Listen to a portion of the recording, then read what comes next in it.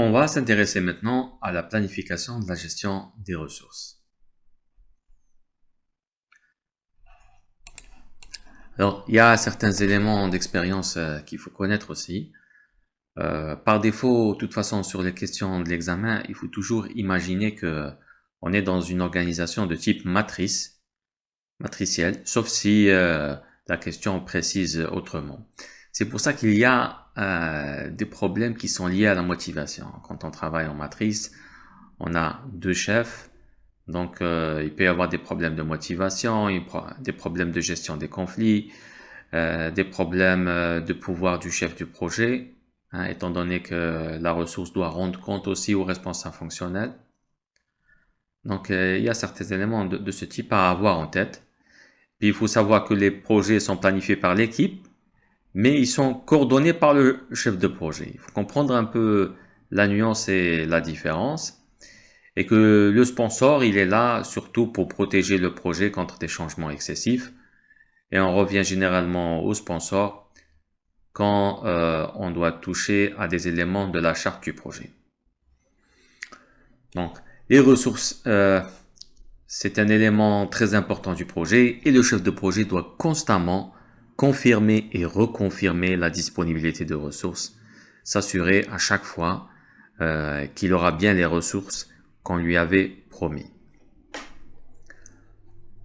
Donc, c'est un des deux processus de gestion des ressources qui sont liés au groupe de processus de planification. Donc, ce qu'on va faire maintenant, on va planifier comme les autres processus de planification.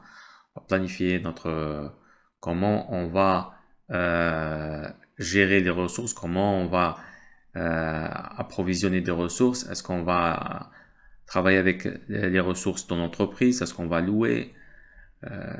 Comment on va les surveiller si on a eu les bonnes ressources, comment on va contrôler, comment on va obtenir les ressources, comment on va les développer, quel type de formation. Donc tout cela va être fait au niveau de la planification.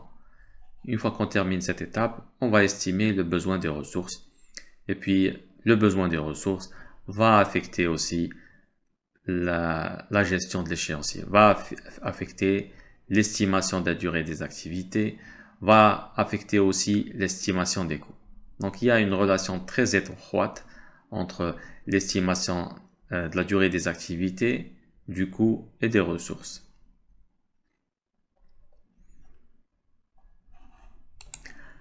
Il y a certains éléments aussi souvent oubliés. C'est que là, quand on planifie la gestion des ressources, on ne va pas se contenter uniquement à essayer de voir de quel type de ressources et de profils on aura besoin. Il faut aussi planifier quel va être le système de récompense et de reconnaissance qu'on va mettre sur le projet. Comment on va récompenser les personnes qui seront performantes, même si la récompense n'est pas financière.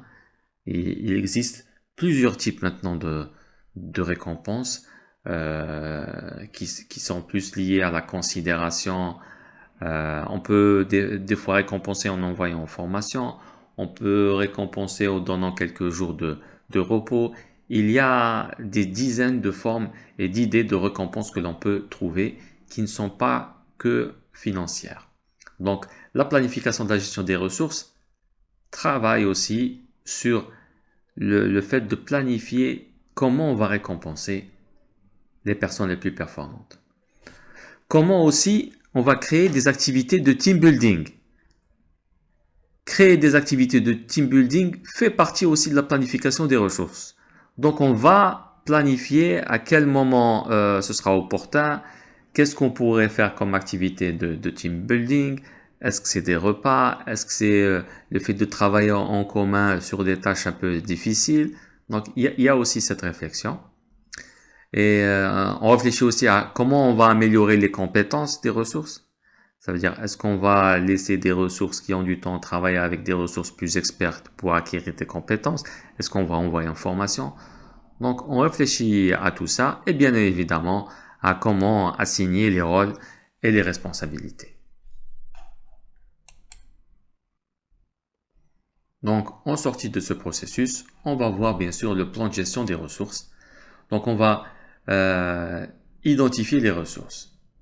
Par quelle méthode on va sélectionner les ressources?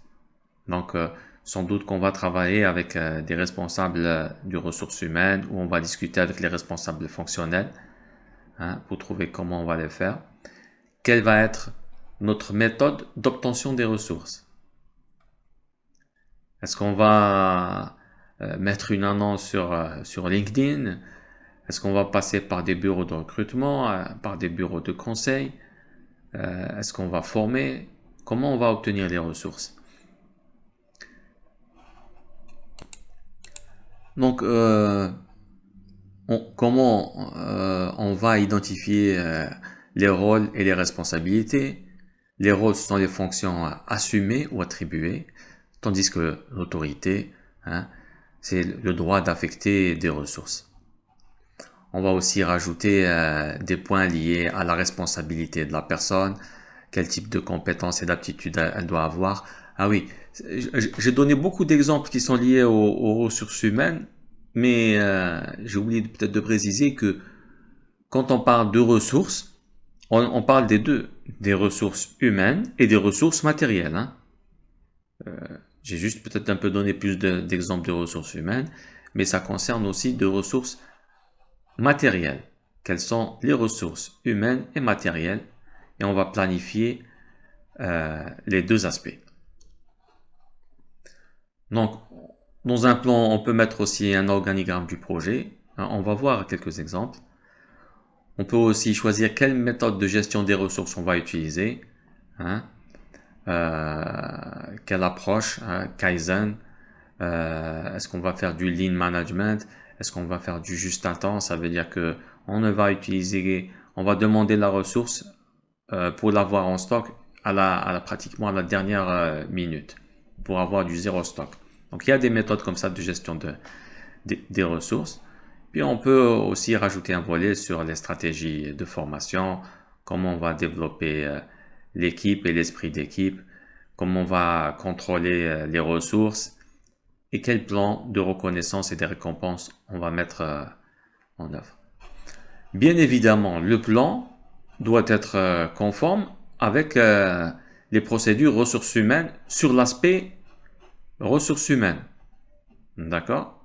Même sur l'aspect sécurité, safety des ressources humaines. Et en termes de matériel, on va mettre et identifier est-ce qu'on va faire une acquisition interne ou externe, comment on va identifier, comment on va faire l'inventaire, comment on va relibérer le matériel. Et pour trouver quel système de récompense et de reconnaissance on doit mettre, on peut par exemple poser des questions pour savoir ce que veut l'équipe, pour trouver un peu comment les motiver. Alors, en données de sortie, on peut avoir la charte du projet. La charte, c'est un élément très important. C'est l'élément un peu qui va faire en sorte que des personnes qui viennent un peu de milieux différents, de cultures différentes, travaillent avec une façon de faire commune. On y indique par exemple les valeurs portées par l'équipe. On peut par exemple donner des directives en matière de communication. Est-ce qu'il faut à chaque fois mettre en copie, ne pas mettre en copie? Est-ce qu'on est autorisé à laisser son téléphone portable allumé pendant les réunions, à sortir des réunions pour appeler, etc. Et puis, quels sont les critères et les processus de décision? Est-ce qu'il y a une seule personne qui décide? Ou est-ce qu'on fait un vote? Ou comment on décide? Comment on résout les conflits? De toute façon, généralement, au niveau des examens, l'examen PMP, quand il y a un conflit entre des ressources, c'est en premier, ça doit être les ressources qui doivent régler leurs problèmes entre eux, avant de remonter chez le chef de projet. Quelles sont les directives en matière de réunion? Est-ce qu'on tolère quelqu'un qui arrive en retard un quart d'heure? Comment on se comporte dans une réunion? Quels sont les accords de l'équipe? S'il y a des accords déjà préétablis sur une manière de collaborer. Et puis, on peut mettre à jour d'autres documents du projet, hein, comme des hypothèses et des risques. Peut-être le fait d'utiliser des ressources externes, ça va nous rajouter un risque sur le projet. Donc on va peut-être mettre à jour le registre des risques dans ce sens. La charte d'équipe aussi, c'est un élément qui est important, surtout aussi pour les équipes virtuelles. Donc vous imaginez bien des équipes qui ne se connaissent pas, qui ne collaborent que via des réunions en ligne. On a plus besoin de charte d'équipe dans ces cas-là. Dans le cas d'équipes virtuelles où il y a un peu plus de problèmes de communication. Alors, donc l'objectif de ce processus est d'identifier, d'obtenir et de gérer les ressources requises. Alors, comme point important, on peut rappeler que ici, quand on parle de ressources, on est en train de parler de ressources matérielles, des installations, des infrastructures et des ressources humaines, pas uniquement des ressources humaines. Alors, parmi les risques un peu les plus importants et qui reviennent souvent, c'est la mise à disposition à temps. Même des fois, si on réserve des ressources à l'avance, on peut toujours tomber sous une surprise que la ressource ne soit pas disponible le moment venu. Ou que peut-être la qualité des matériaux ne soit pas au rendez-vous. Ou qu'on ait un surstock, on a surcommandé pour peut-être, on avait peur de ne pas avoir assez. Donc, même le surstock, il faut le gérer. Alors, un point important aussi, les équipes auto-organisées. Sur les projets agiles, les équipes n'ont pas vraiment besoin d'un chef de projet pour leur dire exactement quoi faire. Elles prennent un peu les tâches à réaliser pendant l'itération et elles s'auto-coordonnent entre eux. Et le chef de projet est là un peu pour mettre un cadre. Donc, pour les équipes virtuelles et distribuées, là, il y a le phénomène un peu d'isolement quand les personnes travaillent un peu dans leur coin, qui travaillent que de chez eux. Donc, ça peut créer des problèmes. Comment on va suivre un peu l'avancement, comment on va gérer le décalage horaire, les problèmes de culture. Donc, c'est là que la charte un peu, on voit bien que elle joue un rôle très important, la charte. Donc, ce processus va nous donner en sortie le plan de gestion des ressources. Hein. Dans le plan, on va dire de quelles ressources on aura besoin, quelle quantité, comment on va acquérir ces ressources, est-ce qu'on a besoin des ressources par exemple tout le temps ou durant une certaine période, comment on va gérer ces ressources, quelle est la description des postes, on peut même rajouter l'annuaire des membres pour pouvoir accéder et communiquer avec eux rapidement, quelle est notre stratégie de formation. Et dans des équipes, si c'est des projets agiles, eh bien les équipes seront plutôt des équipes auto-organisées qui vont s'organiser au fur et à mesure. On a besoin aussi de la charte de l'équipe qui va régir un peu le mode de collaboration, de communication entre les membres de l'équipe. Et on a encore plus besoin de cette charte pour les équipes virtuelles. Donc, comme tous les autres plans, on a besoin de la charte, c'est normal. On a besoin aussi du plan de gestion de la qualité. En fonction de la qualité, on verra quel type de ressources on aura besoin. Et puis, le WBS et son dictionnaire. On peut aussi avoir besoin de l'échéancier du projet, comme ça on saura à quel moment on aura besoin des ressources. Plus de précision sur les exigences, le registre des risques. On va voir s'il y a certains risques, peut-être qu'il faut des ressources particulières pour éviter les risques sur certaines tâches. Et puis le registre des parties prenantes, parce que des fois, les parties prenantes, des fois on rajoute une case et on indique un peu quelle est la compétence de la partie prenante. Quand on fait le recensement des parties prenantes. Et des fois, on peut faire participer la partie prenante, parce que c'est une approche un peu...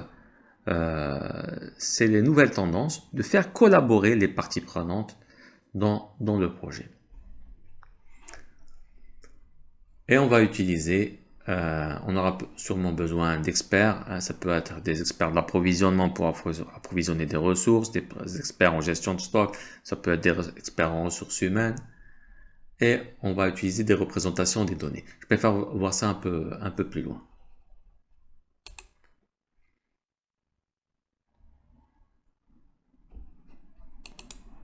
Alors, comme outil technique, eh ben, on aura le jugement à dire d'experts, hein, pour obtenir les meilleures ressources, pour gérer les talents, pour estimer les délais de recrutement, tout ce qui concerne la réglementation, comment on gère des fournisseurs. On va avoir pas mal des éléments comme ça.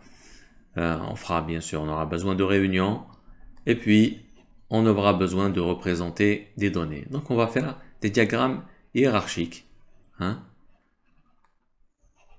On aura besoin du WBS pour essayer de voir un peu quelles ressources il faut pour chaque lot de travail. On peut utiliser ce qu'on appelle aussi l'OBS. Donc j'aimerais bien vous donner ici un exemple. Donc l'OBS, on va représenter les fonctions des unités et des équipes. Chacun pourra voir ses responsabilités. Voilà un exemple. Donc il y a le projet. On met ici les départements. Et chaque département pourra voir un peu sur quel WBS, hein, sur quel lot de travail il va devoir intervenir.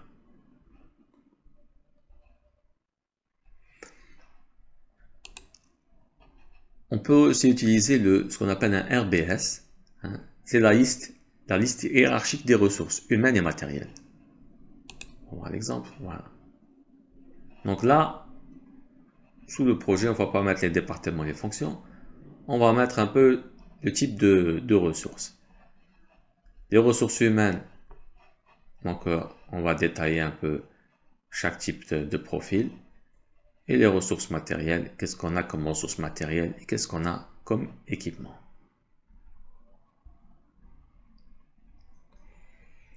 Alors, comme outil et technique aussi, on doit connaître un peu les théories des organisations. La théorie X et la théorie Y de McGregor. La théorie X dit que les employés, hein, doivent être observés chaque minute, sinon ils ne vont pas travailler. La théorie Y dit que les employés peuvent travailler sans supervision. Donc il y a des managers qui adhèrent à une théorie, il y en a qui adhèrent à l'autre, il y en a qui en fonction des employés vont agir selon une théorie ou l'autre. Il y a aussi la pyramide très connue, la pyramide de Maslow, qui hiérarchise les besoins. On commence par des besoins physiologiques, hein, besoin de manger, besoin de dormir. Ça, tant que l'être humain n'a pas ces besoins, il ne va pas penser à autre chose. Une fois que ces besoins sont satisfaits, il aura besoin un peu de sécurité, d'avoir un abri, de se sentir en sécurité. Tant qu'il n'a pas un peu ces besoins de sécurité qui sont satisfaits, il ne va pas essayer de chercher autre chose. Et puis après, il y a les besoins de socialisation. Il aura besoin aussi d'appartenir à un groupe, de sentir qu'il appartient à un groupe. Le niveau supérieur, c'est qu'il devra un peu sentir qu'il est estimé, hein, par le groupe, qu'il est reconnu par son entourage.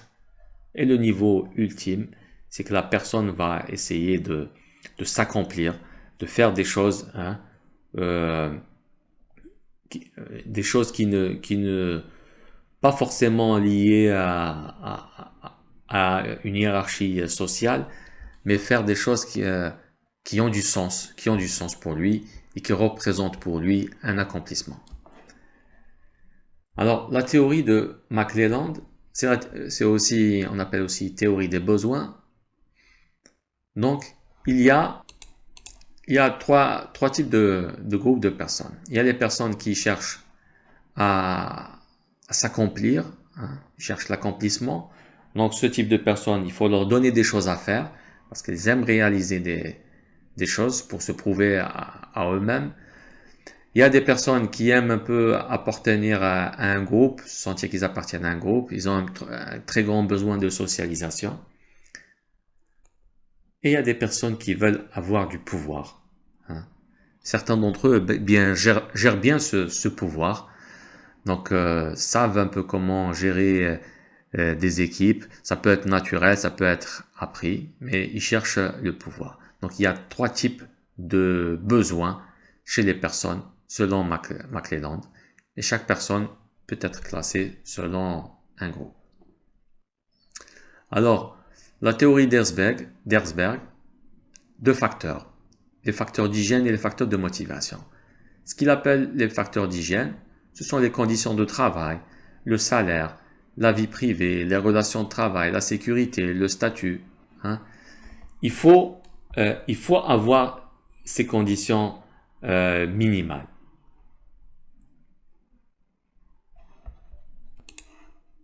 Cependant, ce ne sont pas des conditions suffisantes. Hein. Il faut aussi apporter de la motivation. La motivation, comment on l'apporte?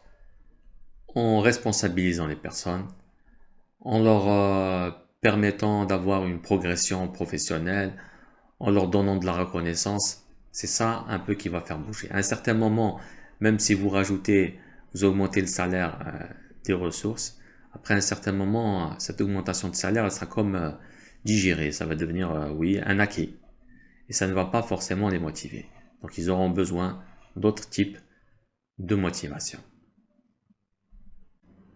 Donc juste pour résumer, ce processus va nous donner en sortie le plan de gestion des ressources, hein, de quelles ressources on aura besoin, la quantité, comment on va les acquérir, est-ce qu'on en a besoin tout le temps, comment on va les gérer, quelle est la description des postes. On va avoir aussi une charte, hein, charte d'équipe. La charte avec la mise à jour des autres documents, ça fera partie des documents du projet, et le plan, c'est un sous-plan du plan de management du projet. On aura besoin, bien sûr, de la charte comme tous les plans. On a besoin aussi plan de gestion de la qualité. La qualité influe sur le type de ressources que l'on doit acquérir. On doit connaître quel est le périmètre, hein, et à quel moment on a besoin des ressources, quels sont les risques, et les parties prenantes qu'on pourrait faire participer. On a besoin beaucoup d'experts aussi. Hein. Et puis, on va représenter des données, des diagrammes hiérarchiques, hein, diagrammes liés aux ressources, diagrammes liés... donc, on va essayer de faire correspondre les ressources